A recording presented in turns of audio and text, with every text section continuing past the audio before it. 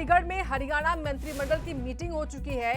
इस बैठक में कई सारे अहम फैसले लिए गए हैं और खुद मुख्यमंत्री मनोहर लाल ने इस फैसलों के बारे में विस्तार से बताया भी है। पुलिस पुरस्कारों के लिए एसएमपी को मंजूरी दी है।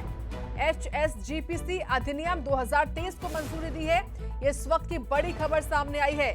मुख्यमंत्री मनोहर लाल ने आज मंत्रिमंडल की बैठक की। इस मंत्रिमंडल में कई सारे, बता दें आपको, ऐसे प्रस्ताव थे जो कि सरकार की प्राथमिकता में शामिल थे और उनको आज पास किया गया है। तो हरियाणा सचिवालय में आज कैबिनेट की मीटिंग होती है।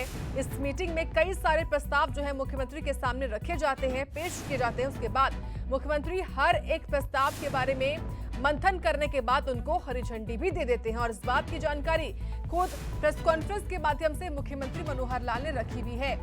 कई सारे ऐसे फैसले हैं जो कि मुख्यमंत्री मनोहर लाल ने आज लिए हैं, चाहे वो विधवा पेंशन की इनकम सीमा हो जिसको बढ़ाया है, इसके अलावा भी कई और फैसले। पदक एक तो एजेंडा पुलिस की ओर से प्रस्तुत किया गया कि 3 तरह के प्राइज, वैसे तो पहले से उसकी घोषणा की जा चुकी है, लेकिन विधिवत कैबिनेट में उसका फैसला किया है कि 3 तरह के जो प्राइज है, एक तो वीरता पदक और एक उत्कृष्ट अन्वेषण पदक, उत्तम सेवा पदक, जिसको मुख्यमंत्री की ओर से वीरता पदक, गृह मंत्री की ओर से उत्कृष्ट अन्वेषण पदक और डीजीपी साहब की ओर से उत्तम सेवा पदक। ये सब पदक 1 से 10 संख्या इनकी रहेगी। जितनी संख्या उस वर्ष में ऐसे जो लोग होंगे, जो कर्मचारी होंगे और अधिकारी भी होंगे, तो जिनको इस श्रेणी में एक कमेटी रिकमेंड करेगी, उनको सबको पदक दिए जाएंगे। वो 1 से लेकर 10 तक संख्या रहेगी और इनको सबको 6 महीने की उनकी सेवा का विस्तार भी दिया जाएगा, यानी सेवा की एक्सटेंशन भी उनको रिटायरमेंट के समय दी जाएगी। दूसरा जो निर्णय है, सिख गुरुद्वारा प्रबंधक समिति जो नई बनी है हरियाणा की, उनके चुनाव के नाते से आवश्यक था कि उनके जो रूल्स हैं वो बनाए जाए। तो आज जो रूल्स, उनके नियम हैं, उनको पास कर दिया है, उनको अधिनियमित किया गया है और उसके होने से अब उनकी जो वार्डबंदी है, हालांकि वो प्रोसेस में है, लेकिन वो फाइनल करने से पहले रूल चाहिए। तो वार्डबंदी फाइनल होगी, बाद में वोट्स बनेंगे, वोटर के बाद उनका इलेक्शन होगा। तो जो चुनाव उनका इलेक्शन कमिश्नर हैं जो तय हो गए हैं, वो इस काम को आगे बढ़ाएंगे। हरियाणा उद्यम रोजगार नीति 2020 के तहत जो अधिसूचित माल ढुलाई सहायता योजना में हमने उनको 25 लाख रुपए तक की माल ढुलाई की सब्सिडी, ये भी खास करके जो निर्यात करते हैं, एक्सपोर्ट में सब्सिडी दी है उनको, फ्रेट सब्सिडी। तो 25 लाख रुपए तक की इसकी सीमा ये तय की गई है। जो आज के बाद जितने उनके कॉन्ट्रैक्ट होंगे उस पर ये उनको मिलेगी। हमारी जो पेंशन है, खास करके बहनें जो विधवा हो गई, विधवा पेंशन, इसमें 2 बदलाव किए हैं। ओल्ड एज पेंशन में पहले हो चुका है, लेकिन इसमें नहीं हुआ था। एक तो उनकी परिवार, उनकी अपनी इनकम, जैसे 2 लाख से 3 लाख हमने वृद्धावस्था पेंशन में उसकी लिमिट की थी कि पहले 2 लाख थी, वो 3 लाख तक भी उनको मिलेगी। ऐसे ही इनके लिए भी अब ये 2 लाख की से बढ़ा करके 3 लाख कर दी गई है। और दूसरा एक निर्णय है कि पहले विधवा पेंशन जो मिलती थी उसको आखिर तक विधवा ही नाम कहते थे, विधवा पेंशन ही कहते थे। अब 60 साल की आयु तक तो उसका नाम विधवा पेंशन ही रहेगा। जैसे वो 60 से ऊपर हो जाएंगी, ऑटोमेटिकली उनका नाम ओल्ड एज पेंशन में चला जाएगा। अब उनका पेंशन वही है, बाकी सब चीज़ें वही है, केवल नोमेनक्लेचर में बदल हो जाएगा। संख्या में कुछ ओल्ड एज पेंशन की संख्या बढ़ जाएगी और जो विधवा पेंशन उसकी संख्या भी कम हो जाएगी। उनका ऑटोमेटिक ट्रांसफ़र होने का ये। तो जानकारी देखिए मुख्यमंत्री मनोहर लाल ने दी है। इस खबर पर और अधिक जानकारी विस्तार से हम लेंगे सहयोगी रवि चंदेल से।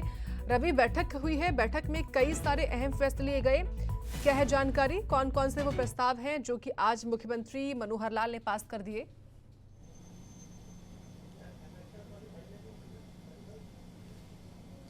देखिए, मुख्यमंत्री मनोहर लाल की अध्यक्षता में कैबिनेट की मीटिंग जो है वो लगभग 3 घंटे ये मीटिंग चली और इस मीटिंग में लगभग कुल 14 एजेंडे जो हैं वो रखे गए। खासतौर पे यदि हम जिक्र करें जिस तरीके से पुलिस विभाग द्वारा जो है वो एक एजेंडा रखा गया था कि जो उत्कृष्ट कार्य करने वाले पुलिसकर्मी हैं उनको जो है वो अवार्ड से शोभित किया जाए, तो उसके मद्देनज़र एक बड़ी पहल जो है वो मनोहर सरकार द्वारा की गई है। अब पुलिस विभाग के अंदर जो है वो 3 कैटेगरीज के अंदर जो है वो सालाना जो है वो पुरस्कार दिए जाएंगे। पहली कैटेगरी होगी वीरता पुरस्कार। इस वीरता पुरस्कार को जो है वो खुद मुख्यमंत्री जो है वो पुलिसकर्मियों को देंगे। उसके बाद उत्कृष्ट अन्वेषण पदक, इस पदक को जो है वो गृह मंत्री अनिल विज देंगे। तो वही उत्तम सेवा पदक जो है उस पदक को जो है वो डीजीपी जो है वो उस पदक को जो है वो जाहिर तौर पर पुलिसकर्मियों को देते हुए नजर आएंगे। साफ तौर पर बात ये रहेगी कि पूरी जिन पुलिसकर्मियों को जो है ये पदक जो है उनको सुशोभित किया जाएगा, उनकी जो सेवावृत्ति है उस सेवावृत्ति के अंदर जो है वो 6 महीने की एड ऑन सर्विस जो है वो की जाएगी। इसके अलावा यदि हम विधवा पेंशन्स का जिक्र करें तो विधवा पेंशन्स को लेकर जो आय, वार्षिक आय जो की सीमा जो 2 लाख रुपए रखी गई थी, अब उसकी सीमा को जो है वो 3 लाख रुपए तक बढ़ा दिया गया है। और साथ ही साथ 60 साल की आयु के बाद जो है वो विधवा पेंशन जो विधवा के रूप में ले रही थी उनका नाम जो है वो ऑटोमेटिकली जो है वो ओल्ड एज पेंशन में जो है वो शामिल हो जाएगा। इसके अलावा यदि हम जिक्र करें हरियाणा सिख गुरुद्वारा मैनेजमेंट कमेटी के चुनाव जो है वो होने थे, तो उसको लेकर जो थे नियम, एक पैमाना जो था वो बनाना था, तो उसको लेकर भी आज जो है वो मंजूरी मिल गई है। इसके अलावा पब्लिक हेल्थ डिपार्टमेंट का यदि हम जिक्र करें, पब्लिक हेल्थ डिपार्टमेंट की ओर से जितने भी बिल्स हैं, चाहे वो सीवेज का बिल है, बिजली का बिल है, माफ़ कीजिएगा पानी का बिल है, या फिर कुछ अन्य चाहे door to door collection, garbage collection का मटेरियल हो, तो उसको जो है वो अब सेल्फ हेल्प ग्रुप को जो है वो ये कार्य जो है वो सौंपा गया है। हर बिल पर जो है उन्हें 50 से 100 रुपये जो है वो मुहैया जो है वो करवाया जाएगा, ताकि सेल्फ हेल्प ग्रुप खासतौर पर जो रूरल एरिया के अंदर है वो अपने स्तर पर जो है वो इंडिपेंडेंट हो सके और अपना रेवेन्यू जो है वो भी वो जनरेट कर सके और उनकी एक आय जो है वो फिक्स की जा सके। तो उसको लेकर जो है ये तमाम फैसले जो हैं वो लिए गए हैं। जी बिल्कुल, यानी कि रवि, तमाम वो फैसले हैं जो कि खास तौर से सरकार की प्राथमिकता में शामिल थे और आज देखिए मुख्यमंत्री मनोहर लाल ने इन तमाम प्रस्तावों को पास भी कर दिया। लेकिन एक महत्वपूर्ण चीज ये भी रही इस प्रेस कॉन्फ्रेंस में रवि, जब मुख्यमंत्री से सवाल किया गया, क्योंकि आज ही हरियाणा कांग्रेस के 3 नेताओं ने प्रेस कॉन्फ्रेंस की थी, उस पर भी मुख्यमंत्री मनोहर लाल ने तंज कसा कि मेरी यही इच्छा है, सद्भावना है कि तीनों ऐसे ही प्रेस कॉन्फ्रेंस करते रहे।